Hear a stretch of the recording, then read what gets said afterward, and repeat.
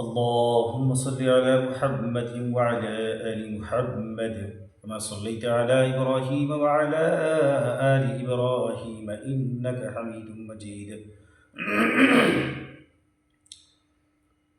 اللهم بارك على محمد وعلى آل محمد كما باركت على إبراهيم وعلى آل إبراهيم إنك حميد مجيد. بھائیو، دوستو اور میرے عزیز ساتھیوں،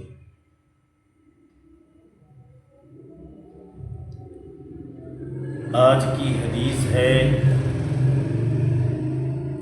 غیب کی باتوں پر ایمان۔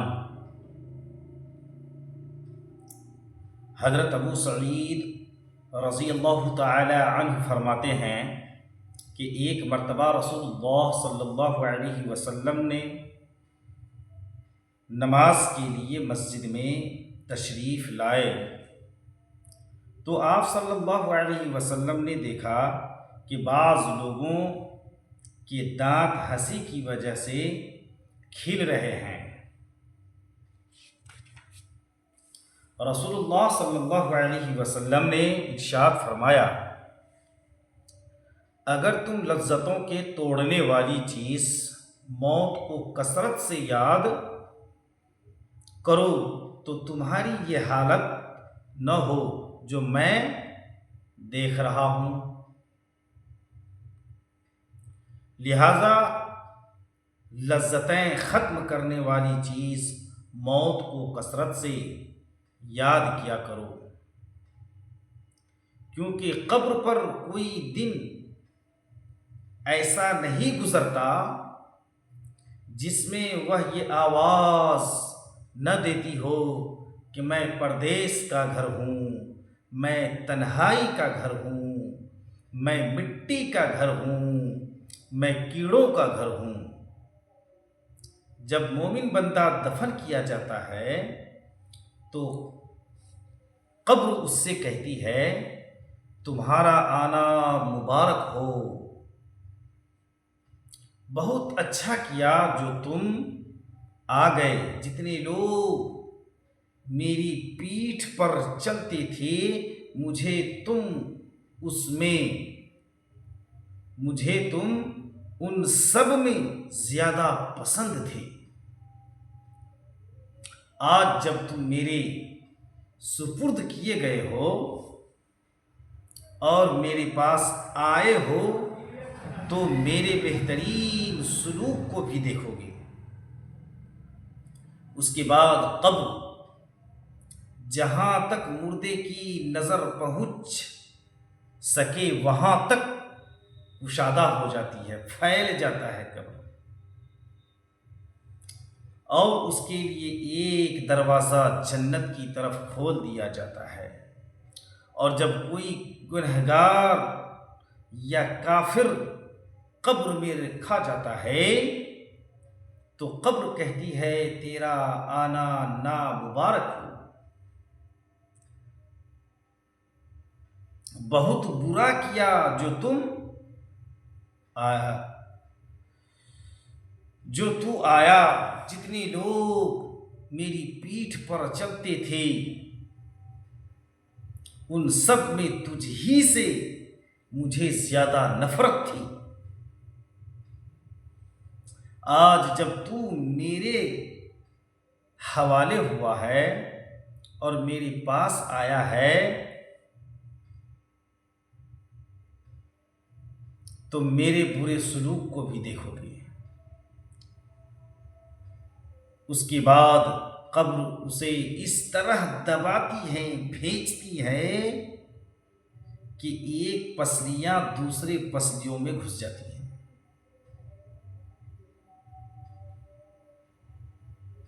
رسول اللہ صلی اللہ علیہ وسلم نے ایک ہاتھ کی انگلیاں دوسرے ہاتھ میں ڈال کر بتایا ہے، اس طرح سے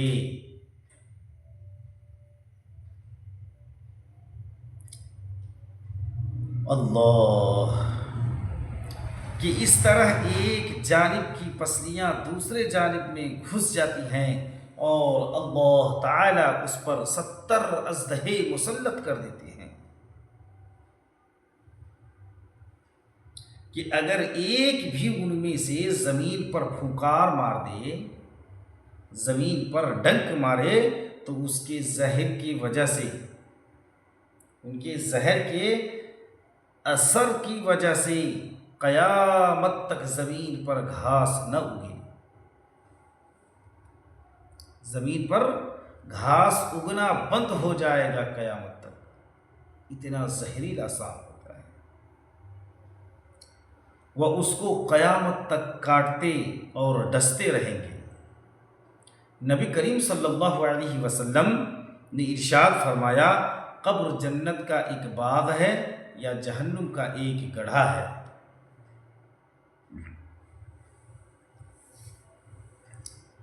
حضرت براء بن عازب رضی اللہ عنہما سے روایت ہے کہ رسول اللہ کے ہم لوگ نبی کریم صلی اللہ علیہ وسلم کے ساتھ ایک انصاری صحابی کے جنازے میں قبرستان گئے۔ جب ہم قبر کے پاس پہنچے جو کہ ابھی کھودی نہیں گئی تھی، نبی کریم صلی اللہ علیہ وسلم وہاں قبر کی تیاری کے انتظار میں تشریف فرما تھے، اور آپ کے ارد گرد ہم بھی اس طرح متوجہ ہو کر بیٹھ گئے گویا کہ ہمارے سروں پر پرندے بیٹھے ہوں۔ آپ کے ہاتھ میں لکڑی تھی جس سے زمین کو کورید رہے تھے، جو کسی گہری سوچ کے وقت ہوتا ہے۔ پھر آپ صلی اللہ علیہ وسلم نے اپنا سر مبارک اٹھایا اور 2 یا 3 مرتبہ فرمایا، عذاب قبر سے اللہ کی پناہ مانگو، عذاب قبر سے اللہ کی پناہ مانگو، عذاب قبر سے اللہ کی پناہ مانگو۔ اللہ پھر ارشاد فرمایا، اللہ کا مومن بندہ اس دنیا سے منتقل ہو کر جب عالم برزخ میں پہنچتا ہے، یعنی قبر میں دفن کر دیا جاتا ہے، تو اس کے پاس 2 فرشتے آتے ہیں، وہ اس کو بٹھاتے ہیں، پھر اس سے پوچھتے ہیں کہ تمہارا رب کون ہے؟ وہ کہتا ہے میرا رب اللہ ہے۔ پھر پوچھتے ہیں تمہارا دین کیا ہے؟ وہ کہتا ہے میرا دین اسلام ہے۔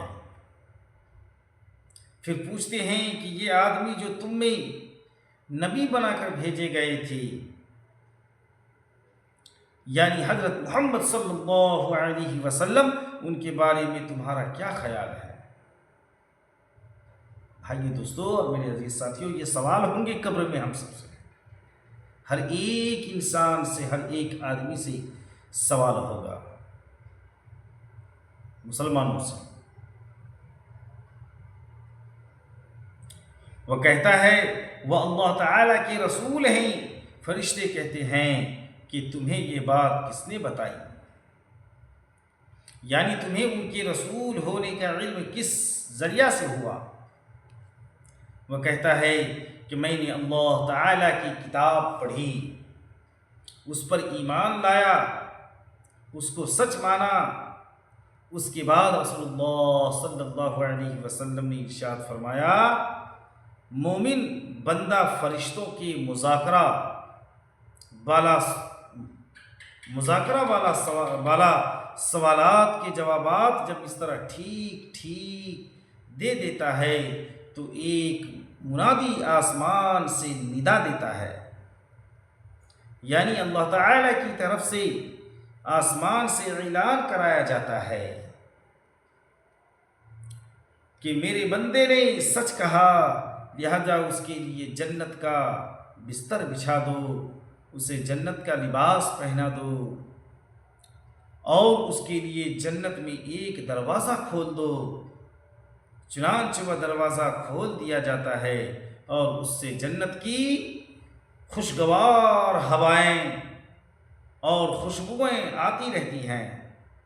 اور قبر اس کے لیے حد نگاہ تک کھول دی جاتی ہے۔ یہ حال تو رسول اللہ صلی اللہ علیہ وسلم نے مرنے والے مومن کا فرمایا ہے۔ اس کے بعد آپ صلی اللہ علیہ وسلم نے کافر کی موت کا ذکر کیا اور ارشاد فرمایا مرنے کے بعد اس کی روح اس کے جسم میں لوٹائی جاتی ہے اور اس کے پاس بھی دو فرشتے آتے ہیں، وہ اس کو بٹھاتے ہیں اور اس سے پوچھتے ہیں کہ تیرا رب کون ہے؟ وہ کہتا ہے ہائے افسوس میں کچھ نہیں جانتا۔ پھر فرشتے اس سے پوچھتے ہیں کہ تیرا دین کیا تھا؟ وہ کہتا ہے ہائے افسوس میں کچھ نہیں جانتا، میں کچھ نہیں جانتا، میں کچھ نہیں جانتا۔ پھر فرشتے اس سے کہتے ہیں کہ یہ آدمی جو تمہارے اندر بحیثیت نبی کے بھیجا گیا تھا، تمہارا اس کے بارے میں کیا خیال تھا؟ وہ پھر بھی یہی کہتا ہے افسوس میں کچھ نہیں جانتا، میں کچھ نہیں جانتا۔ بھائیو دوستو اور میرے عزیز ساتھیوں، اب بھی وقت ہے اپنے آپ کو راہ راست پر لے آئیے، ورنہ کل ہماری بھی زبان سے خدا نخواستہ یہی الفاظ نکلے گا تو کیا حال ہوگا ہمارا۔ اللہ، اس کے سوال و جواب کے بعد آسمان سے ایک پکارنے والا اللہ تعالی کی طرف سے پکارتا ہے کہ اس نے جھوٹ کہا۔ پھر اللہ تعالی کی طرف سے ایک منادی آواز لگاتا ہے کہ اس کے لیے آگ کا بستر بچھا دو اور اسے آگ کا لباس پہنا دو اور اس کے لیے دوزخ کا ایک دروازہ کھول دو۔ چنانچہ یہ سب کچھ کر دیا جاتا ہے۔ رسول اللہ صلی اللہ علیہ وسلم نے فرمایا ہے دوزخ کے اس دروازے سے دوزخ کی گرمی اور جلانے جھسلانے والی ہوائیں اس کے پاس آتی رہتی ہیں اور قبر اس پر اتنی تنگ کر دی جاتی ہے کہ جس کی وجہ سے اس کی پسلیاں ایک دوسرے میں گھس جاتی ہیں۔ اللہ، میرے دوستو، میرے عزیز ساتھیوں، کل کو قیامت کے دن اللہ کو ہم کیا منہ دکھائیں گے؟ اپنے نبی کو کیا منہ دکھائیں گے؟ آج ہماری مسجدیں ویران ہو رہی ہیں، مسجدوں میں نمازی نہیں ہیں، محلے میں گنتی نہیں کیا جاتا ہے کہ کتنا آدمی ہے، مگر پھر بھی مسجدیں خالی ہیں، ویران ہیں۔ اللہ، میرے بھائیو دوستو، فرشتوں کا کافر کو یوں کہنا کہ اس نے جھوٹ کہا، اس کا مطلب یہ ہے کہ کافر کا فرشتوں کے سوال کے جواب میں اپنے انجان ہونے کو ظاہر کرنا جھوٹ ہے، کیونکہ حقیقت میں وہ اللہ تعالیٰ کی توحید، اس کے رسول اور دین اسلام کا منکر تھا۔ منکر کہتے ہیں انکار کرنے والا۔ آج دیکھا جائے بھائیو دوستو اور میرے عزیز ساتھیوں تو ایک کافر میں ایک مسلمان میں کوئی فرق نہیں رہا۔ اللہ تبارک و تعالیٰ سے دعا کریں کہ اللہ تبارک و تعالیٰ ہمیں بھی اور آپ کو بھی 5 وقت نماز پابندی کے ساتھ ادا کرنے کی توفیق عطا فرمائے، اور اللہ سے دعا کریں کہ اللہ پاک ہمیں اور آپ کو ان حدیثوں پر عمل کرنے کی توفیق عطا فرمائے۔ اور ساتھیوں، آپ سے میری گزارش ہے کہ اس ویڈیو کو زیادہ سے زیادہ اپنے دوستوں، اپنے بھائیوں تک شیئر کریں اور لائک بھی کریں، کومنٹ بھی کریں۔ سبسکرائب کریں چینل کو، کامنٹ کر کے بتائیں کہ یہ حدیث آپ کو کیسی لگی۔ واخر دعواہم ان الحمد للہ رب العالمین۔